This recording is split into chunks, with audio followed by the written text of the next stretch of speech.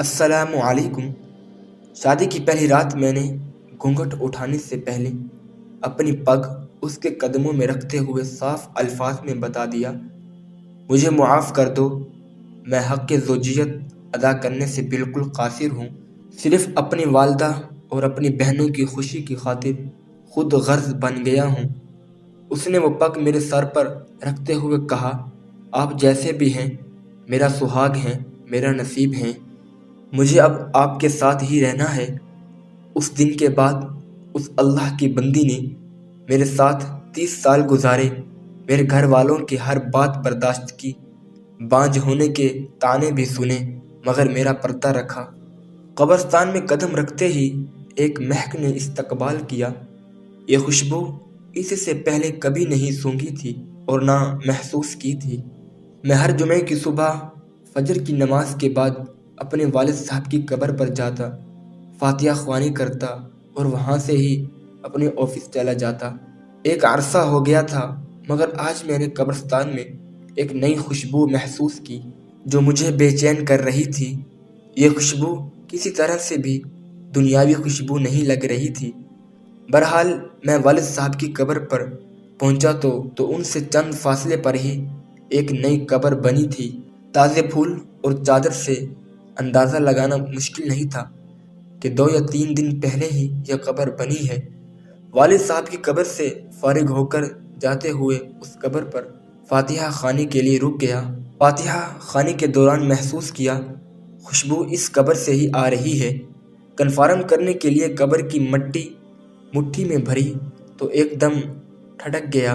कब्र की मट्टी ठंडी थी जैसे नम हो, जबकि मट्टी बिल्कुल खुश्क थी और कमाल हद तक ठंडी थी। बहरहाल मट्टी को वहीं कब्र पर फेंक दिया और हाथ झाड़ने के बाद चल पड़ा। भाई की दुकान खोली, पहला ग्राहक आया, उसको सामान दिया तो उसने कहा, जमान भाई आज खुशबू तो बहुत कमाल की लगाई है। खुशबू? कौन सी खुशबू? तो उसने कहा, जमान भाई खुशबू आप लगाते हो और पूछते हमसे हो कौन सी खुशबू। बहुत भले मानूस आदमी हो आप भी जमान भाई। ये कहते हुए वो चल पड़ा। मैंने जब अपने हाथ को सूंघा तो वही खुशबू मेरे हाथ से आ रही थी। तमाम दिन मैं उस खुशबू को महसूस करता रहा। हाथ धोने के बावजूद भी मेरा हाथ मुअत्तर रहा। अगले दिन हफ्ते को भी मैं ना चाहते हुए कब्रिस्तान चला गया। वालिद साहब की कब्र पर फातिहा ख्वानी के बाद उस कब्र पर फातिहा ख्वानी की। किसकी कब्र है? ये कौन है जो इस कदर नेक है, जिसकी कब्र ठंडी और खुशबूदार है? ऐसा कौन सा अमल कर दिया कि इतना बड़ा इनाम पा लिया? इस बात ने मुझे बेचैन सा कर दिया। गोरकन से उस कब्र के मुताल्लिक पूछा तो उसने बताया कि खातून की कब्र है। ये जानकर और भी हैरत हुई कि औरत को इस कदर शानदार मकाम कैसे मिला। अगले दिन एतवार था। देर तक सोने की आदत होने के बावजूद सुबह फजर की नमाज के वक्त उठकर खड़ा हुआ और कब्रिस्तान रवाना हो गया। कब्रिस्तान में दाखिल हुआ तो क्या देखता हूँ, उसी खातून की कब्र पर एक बारिश आदमी कुरान ख्वानी कर रहा है। सर बात सुने, 1 मिनट। जी फरमाएं। सर मैं माजरत चाहता हूँ, मैंने आपको तकलीफ़ दी, मगर मैं आपसे एक बात पूछना चाहता हूँ, अगर आप इजाज़त दें तो। जी आप पूछें, क्या बात है? इंतहाई मोहब्बत से उस शख्स ने जवाब दिया, शुक्रिया, जज़ाकल्लाह। मैं दरअसल जानना चाह रहा था, ये किन की कब्र है जहाँ आप कुरान ख्वानी कर रहे थे?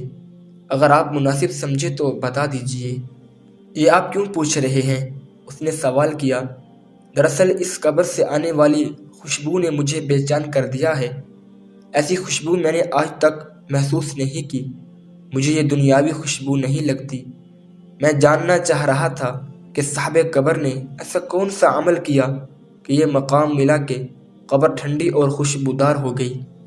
ये सुनकर उस शख्स ने ठंडी आह भरी और कहा, कब्र ठंडी और खुशबूदार क्यों ना हो, इसने अल्लाह ताला को राज़ी ही ऐसे किया है।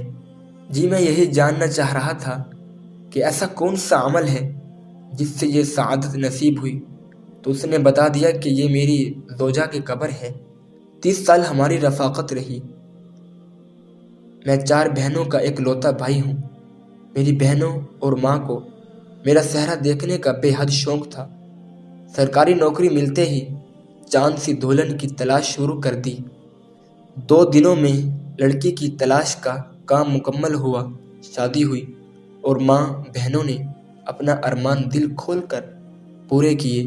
شادی کی پہلی رات میں نے گھونگھٹ اٹھانے سے پہلے اپنی پگ اس کے قدموں میں رکھتے ہوئے صاف الفاظ میں بتا دیا، مجھے معاف کر دو، میں حق زوجیت ادا کرنے سے بالکل قاصر ہوں، صرف اپنی والدہ اور بہنوں کی خوشی کی خاطر خود غرض بن گیا ہوں۔ اس نے وہ پگ میرے سر پر رکھتے ہوئے کہا، آپ جیسے بھی ہیں میرے سہاگ ہیں، میرا نصیب ہیں، مجھے اب آپ کے ساتھ ہی رہنا ہے۔ اس دن کے بعد اس اللہ کی بندی نے میرے ساتھ 30 سال گزارے، میرے گھر والوں کی ہر بات برداشت کی، بانجھ ہونے کے طعنے بھی سنے، مگر میرا پردہ رکھا۔ اللہ تعالیٰ کیسے اس کی قبر ٹھنڈی اور خوشبودار نہ کرے جس نے اتنی با کمال زندگی گزاری۔ اس شخص کی تمام بات سن کر اس خاتون پر رشک آنے لگا جس نے دنیا میں صبر کیا اور عالی مقام حاصل کیا۔ آج کل کے دور میں کچھ بھی حاصل کرنا کیا مشکل ہے۔ عورت ذرا سی بیمار پڑ جائے، مرد حلال حرام کی تمیز کیے بغیر اپنی خواہشات کی تکمیل کے لیے کچھ بھی کر گزرتے ہیں۔ تھوڑا سا فرق لگنے پر بیوی شوہر کو کھڑی کھڑی سنا دیتی ہے، شوہر بیمار ہو تو تعلق تک استوار کر لیتی ہے۔ معاشرہ ایسے مثالوں سے بھرا پڑا ہے۔ صبر کا دامن ہم نے چھوڑ دیا ہے۔ اللہ تعالی ہمیں دین کو سمجھنے اور اس پر عمل کرنے کی توفیق عطا فرمائے، آمین۔